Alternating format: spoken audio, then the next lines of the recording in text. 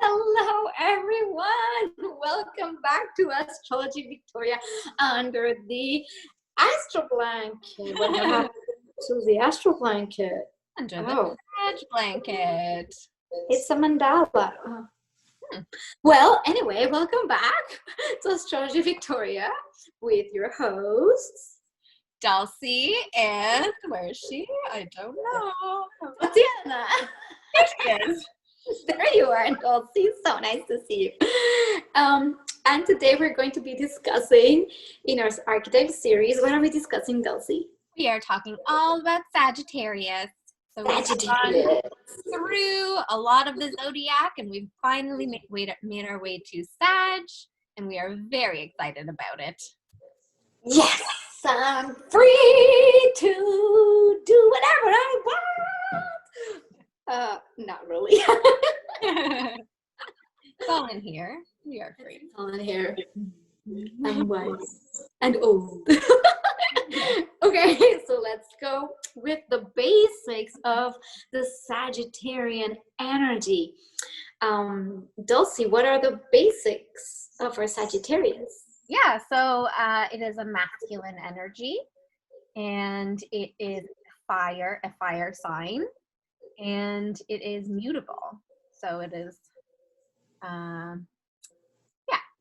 all about going out there, exploring, but also being adaptable and able to change and adapt to whatever environment it is in. And the ruler is Jupiter, so the planet of good fortune and optimism, expansion and abundance, all things we like. If you are Sagittarius. So because we come from Scorpio and the research of depth and the shadow and pain and the nature of that part of the human being, Sagittarius feels almost like a relief valve, like a pressure cooker, and you go psss. It almost feels like I can breathe. Sagittarius is like a whiff of like freedom. It's like taking a deep breath in. That's what the basic energy of Sagittarius is, coming from that scorpionic energy where we're digging deep to then integrate those findings into turn them into wisdom. Also, almost like, what have we learned from those deep interactions with ourselves and the darker nature of self?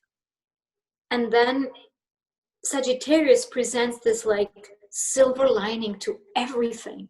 So even the worst things can be seen as the glass half full, not the glass half empty. And that's the Sagittarian energy in essence. So that's that sense. And coming from that Scorpio. And then we have the fire. So in the fire trine, we have Aries as the spark. Then we have Leo as like the fire's beginning to burn with passion. And then Sagittarius is almost like the transcendence of that flame into like a big expanse of beautiful, fire burning. And well, it's a masculine sign. So again, we're in this yin yang. So masculine and mutable also brings again that desire to break free and explore. But it explores beyond anything that could be even conceivable. That's the nature of Sagittarius. It's looking so far in the horizon, so far, that there could be lands upon lands upon lands and things to learn and things to embody. And Jupiter being its ruler, Jupiter is, in ancient astrology, is the greater benefic, right? And because it's the biggest planet, literally everything it touches goes bigger. That's why we say abundance, because everything just is made huge by Jupiter. And the sense of, it could be like tied to luck and expansion of all kinds. So yeah, that's like the basics of the in the natural zodiac. But so now I would like to us to share the image I created, and like I always say, these images I have created myself, interpreting with the lens of how I feel this very colorful energy. So it's a little bit biased by my interpretation. So let's go and share the image. Good. All right, Dulcie. So this is the Sagittarian image I created. What do you see, perceive, or any comments? Yeah. So first of all, the books that are there, so representing all kinds of knowledge and wisdom, things that can be learned and explored through books. And then the staircase, which is things that can be explored physically on one's own without the books. So going out into the world, and these staircases lead into, what did I call them? Adventurelands. They lead into a different Adventurelands. So completely different places, but we're just ready to go. We're going to go explore over here, and we're going to go explore over here, and we are just open to anything. And the windows as well, so they also open up into possibilities. So lands, that faraway lands that we can go explore. And when I was in a ninth house perfection year, which is Sag for me, I moved across the country and drove across the United States and took a month and just explored, and, you know, booked a new place the night before and decided where I was going to go the night before and just went. And so that open road is very Sagittarian, just being able to go off and explore who knows where. It leads to an unending amount of places. And we see also the four-leaf clover representing optimism and good luck, which I had said to you earlier. That reminds me of a very Jupiterian day that I was having. I walked my dog at a park that I used to go to every day for a couple of years, and I was just in a Jupiter mood. I was feeling the presence of Jupiter. It might have been the Thursday, I don't know. But I looked down and randomly saw a four-leaf clover and thought that was exciting. And then I just kept walking and randomly looked down again and found a second one. And since then, I would look every day and could never find one again, but just randomly found two in one day in the same park. Was just very, I just felt Jupiter's presence. So just that I don't know, yeah, that benevolent presence, that feeling of optimism and luck. Like, maybe things aren't perfect, but you feel positive about it. You feel hopeful. So there is the Eiffel Tower representing exploring and traveling abroad. So not necessarily just within your own country, but just Unless you live in France. Yeah, that's true. This doesn't apply. Well, then you can hop over to Jupiter and you can explore other worlds. That works. Yeah, those galactic mountains. Right. So Tatiana was saying we can interpret those mountains over there in different ways. So I saw them as Earth mountains, Jupiter, and then outer space mountains. So just, you know, you can just travel anywhere, which is quite sad. Just exploring all the worlds. The key representing all the doors that are just open, well, not open, but able to be unlocked. And the wise old philosopher, as Sag is all about, you know, philosophy and broad concepts and higher learning and religion as well. You see the religious symbols, just the overarching laws of our universe, of religions, of countries, those kinds of things. Yeah. Yeah, so like piggybacking on that, for example, you were talking about the law. Yes, it does rule law, but it really does rule natural law. Natural law is literally what happens when you do something. There's a consequence by nature. I don't know, if you kill a little bug, there's a consequence for by you killing that little bug. Or so it points us back to the law of the universe, universal laws. It's not like the Libra kind of law where it's social in nature, like you did this, you did that, and then we create social constructs. In the Sagittarian sense, it's natural law. How do we live together with all kinds of beings and existences in a planet? And that's why Sagittarius is so connected to nature in a certain sense, and animals and mountains and oceans, and it's so connected to the earth and to what the wisdom of earth and the wisdom of what's beyond earth also can bring. That's how broad Sagittarius is, and that's looking or seeking for knowledge. So that central column where this philosopher is standing on, so he's standing on all these books which represent that knowledge, which would be for me more of like a Gemini kind of trait, which is the opposite, where it just gathers information to then find its version of the truth by experience. So it's the embodied, it's the wisdom by embodied experience. So Dulcie, if I tell you, Dulcie, you will get burned if you put your finger in that flame, you can just believe me and say, I believe you and I won't do it. That's great. That's more of like a, you take a belief for granted. The Sagittarian person will go and get burned. Yeah, I gotta find out for myself.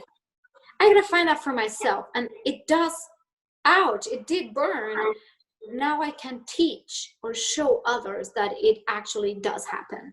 So the Sagittarius is also linked to that archetype of the teacher, the one who has gone through the things, who has experienced the world, the cultures, the knowledge, and it's also linked to that desire to know what others are doing. In the Gemini sense, it's more like, oh, I wish I knew all these things, and there's all this information kind of.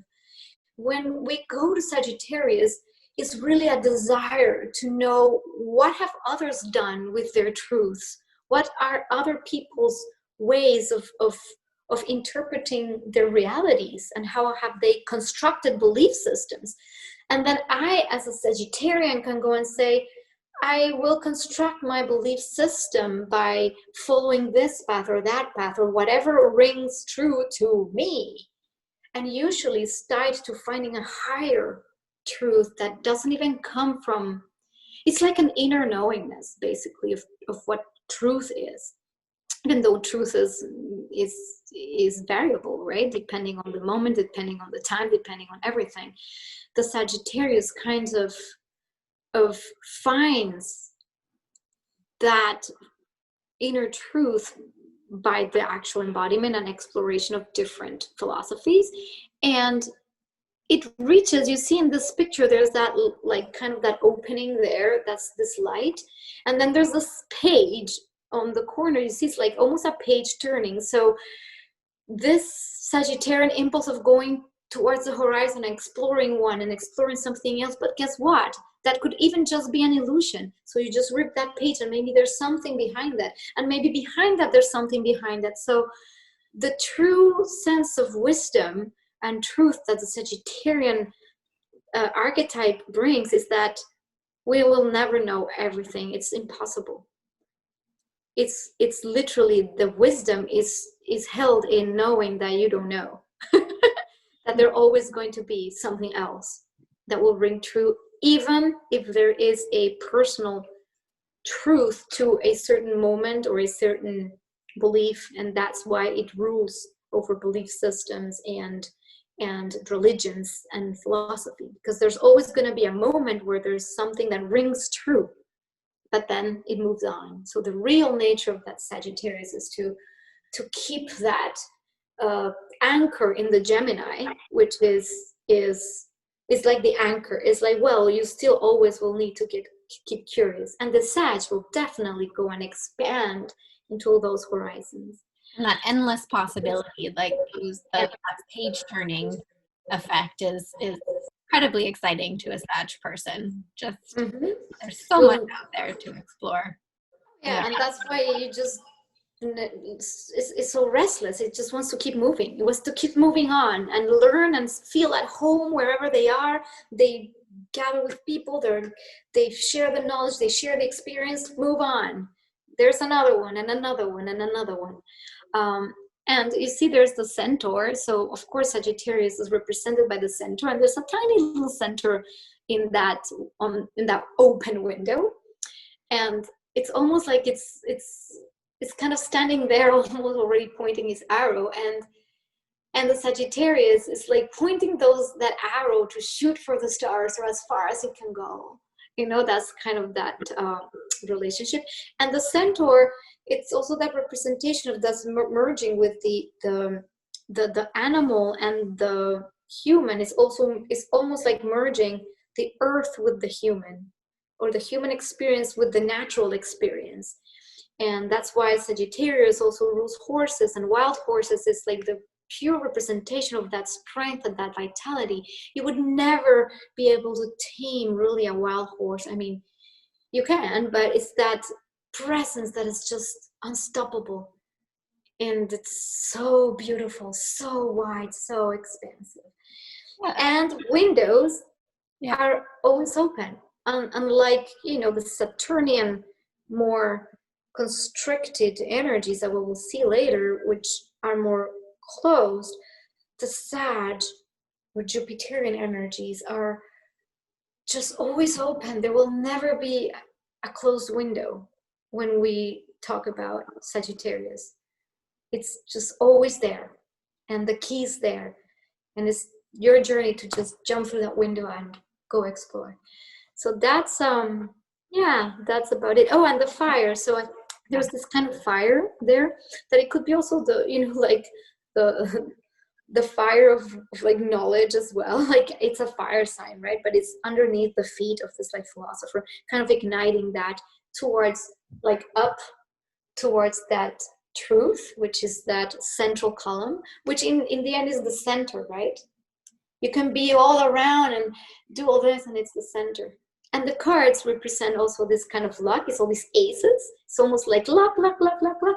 However, and we will see that in our shadow side, it could also be a little bit tendency to overdo it, which we'll explore in our positive and negative aspects. Or taking risks and that kind of thing. Yeah.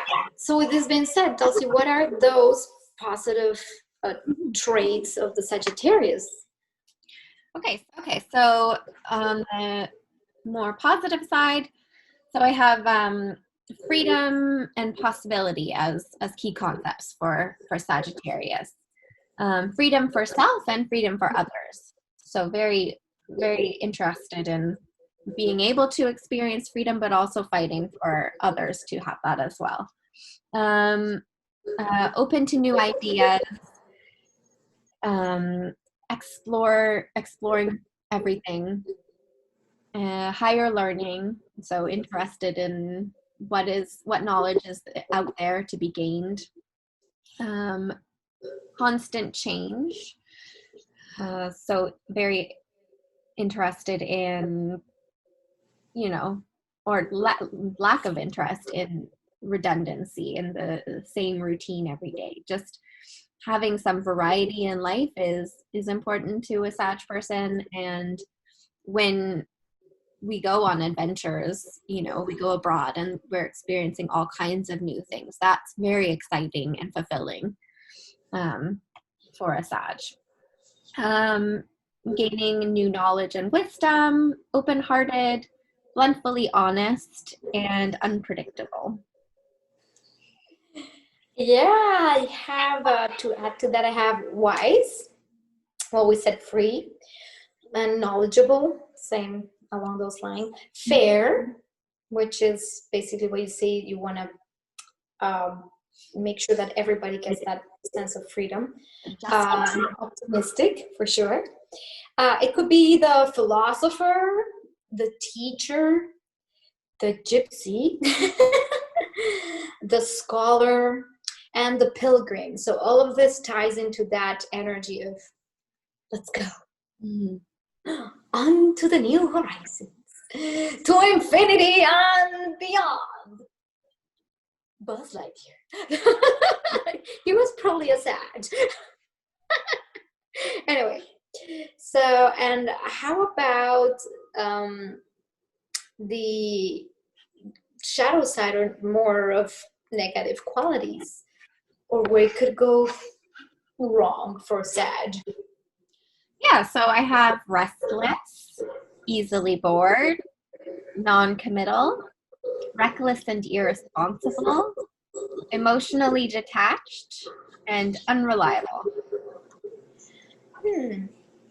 I have, and that's interesting because a lot of those, let's say, shadow qualities are usually tied to the mutable signs. Yeah.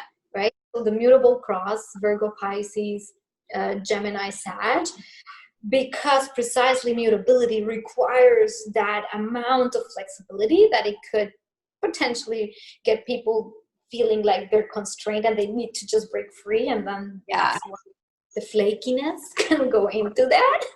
It's not solid and steady. Yeah, no, it's adaptable, and who knows what's coming up next. Now I have obnoxious,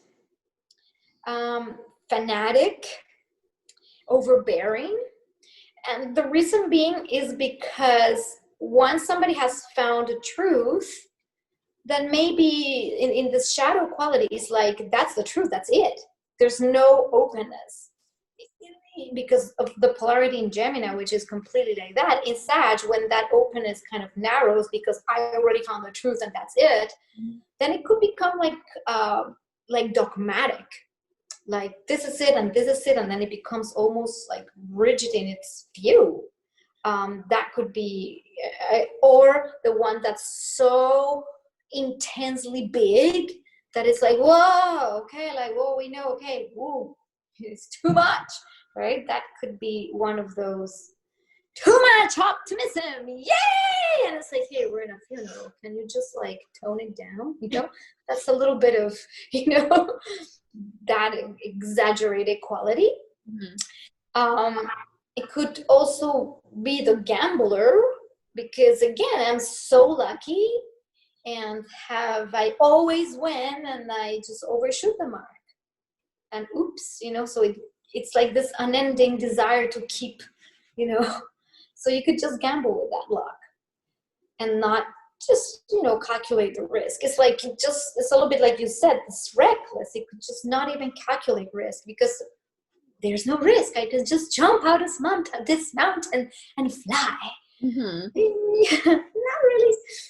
It could be also the know-it-all, because again, it has gathered so much knowledge and it's the teacher, that it could potentially become the person that's like snob about knowing everything. So that's against shadow quality, and which in turn makes a preacher, basically. You know, just preach and preach and preach. So you see in these qualities, both the positive and the negative aspects. There's always that interplay between the Gemini of like allowing just information to be and being open and curious, and then condensing that into a column of truth, but making sure it stays in balance so that it has that healthy expression of wisdom. Otherwise it becomes that dogmatic preacher. Dulcie, so you have the scales in this picture. Is that related to justice? It's related to justice, but based on natural law. Okay. Remember we talked about natural law, which is it's the balance of things relative to how nature functions. So it's not like a man-made system of law. You know, it's like, you know, when Jupiter sometimes it's in the sky and you have like contracts and lawyers, you know, and we have that relationship to everything law. That's also Jupiter too. That's Sag too. It's Jupiter, Right. and exactly, it's Jupiterian, but it's based on natural law. Natural law is really is the intrinsic justice of the universe. Is karmic law. You know, Saturn and Jupiter play a really big role in karmic dynamics, because where Saturn has, you know, you have created like a contracted karma that you need to kind of balance out. Jupiter is almost the Dharma, is where has then there been a positive expression and that creates this positive thing. So there's an interplay between Jupiter and Saturn. But we'll talk about that later. It's more like to understand that Jupiter really highlights and points to natural law as part of our karmic evolution. Is if you stick to natural law, everything should be fine. You should get all the abundance in the world, and you're really tied to Dharma. You're tied to reaping the rewards of your good actions. I mean, good, whatever good means, right? Or let's say of your right actions, whatever right means. Again, it's very hard to just say what's good or bad. But in Sagittarius, we do have that idea that there is a right path, and that's why we have this attachment to philosophies and religions, because a religion or a philosophical system aims to put into a bubble of knowledge, or a condensed bubble, what you should do to attain that ultimate truth, that it's right. And that's why it could then become dogmatic, because then this bubble could become just the norm, and without the true experience of why Sag should always ask, is this serving, and why? If it's not serving and it's not current, then it just becomes dogma. And that's when Gemini pushes, you know, and goes like, well, once it crystallizes into dogma, it needs to open again. But in general, the Sag would stick to that natural law, basically, of everything, that it's an inner knowingness. It's an inner knowingness. So yeah, and it's interesting because when we say like the gypsy, and like now for the little anecdotes, right? And you can see I have my my tie outfit.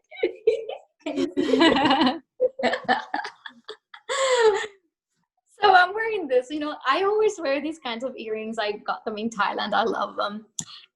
Just note, little side note, I know you already know I'm a Virgo with lots of Virgo planets. However, I do have Sag rising, Neptune in Sagittarius on my first house, so very close there, and Jupiter in the 9th house, which is the house of Sagittarius. So I do have this expansive nature to me as well that I totally relate to, like the mutability and the need for freedom. And I totally get the not being like, I'm a free spirit. That's how I would define it. Free spirit. You can't, for example, I love doing workshops. I've never had a job that it's a 9-to-5 job. Can't do it. But I love workshops because then I can just do this at one time, give it all, and then move on. I've traveled the world. I love traveling, and you know, I've lived in different countries, and it's part of my experience. And I totally can relate to knowing what it is to be in different cultures. And yeah, the Eiffel Tower, I think I just drew that because when I lived in Paris, you know, I drew that because that's how, you know, that's what it represents from my eyes looking at it, right? So yeah, and that key and that image, you know, unlocks all doors. It feels like whenever I felt like, you know, trapped.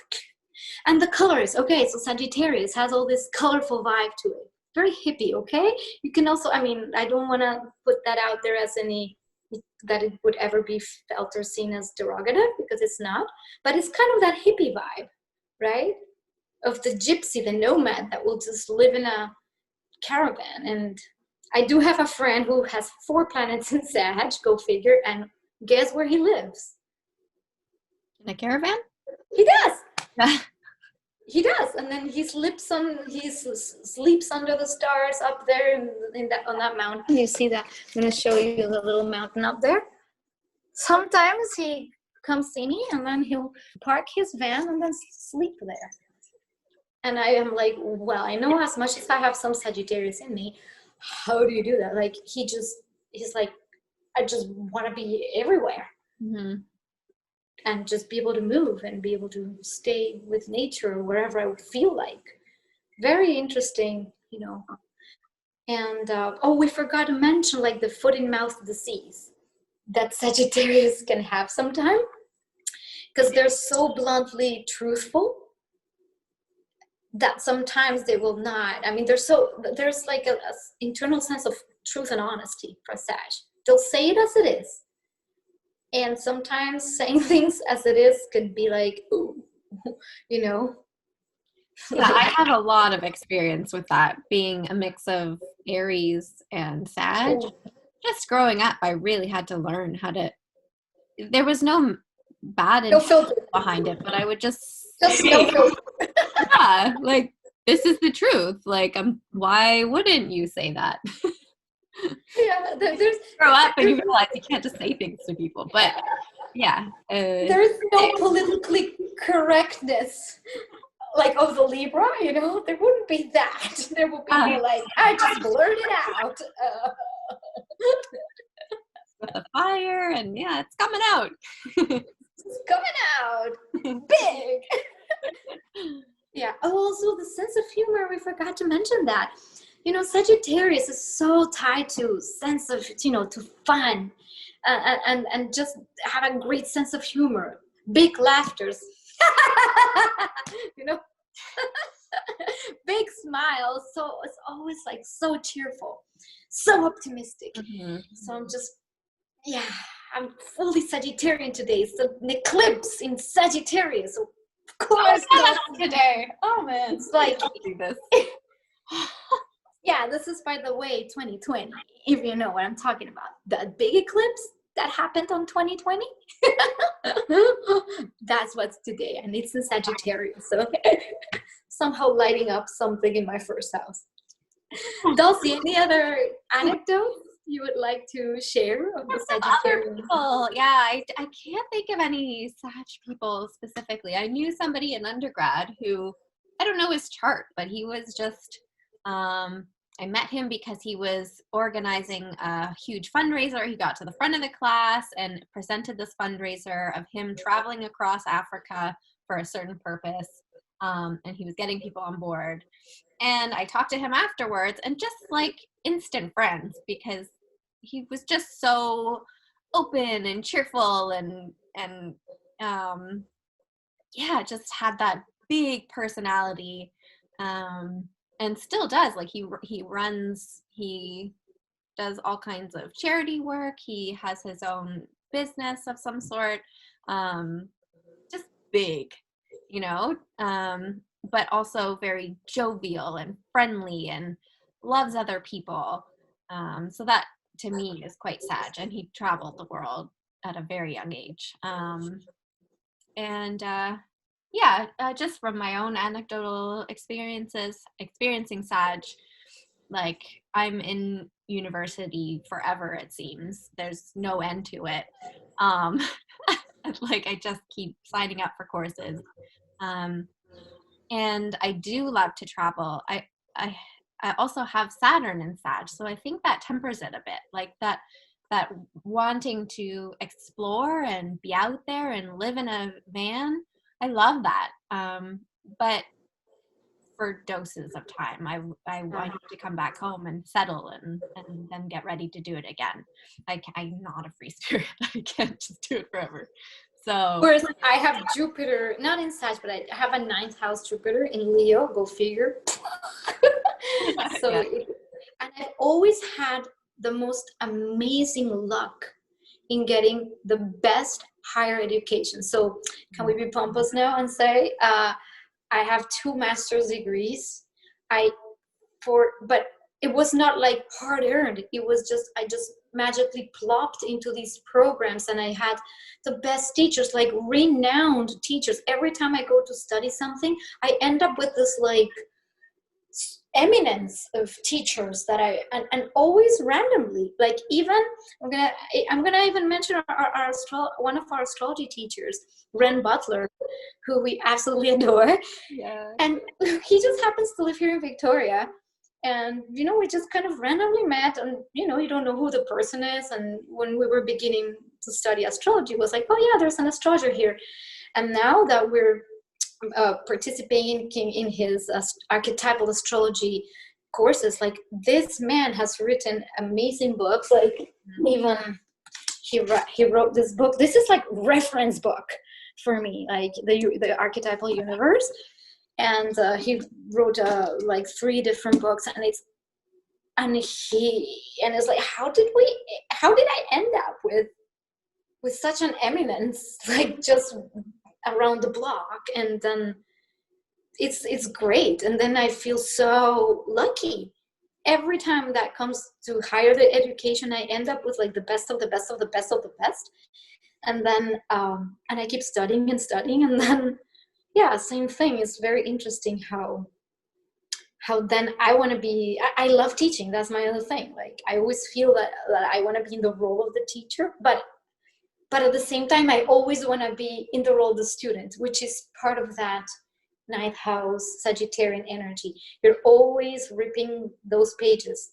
Once you finished one page, well, there's another one and another one and another one. Never ending. So eternal student, eternal teacher. Lovely. Mm-hmm. Anything else, Dulcie? I don't think so.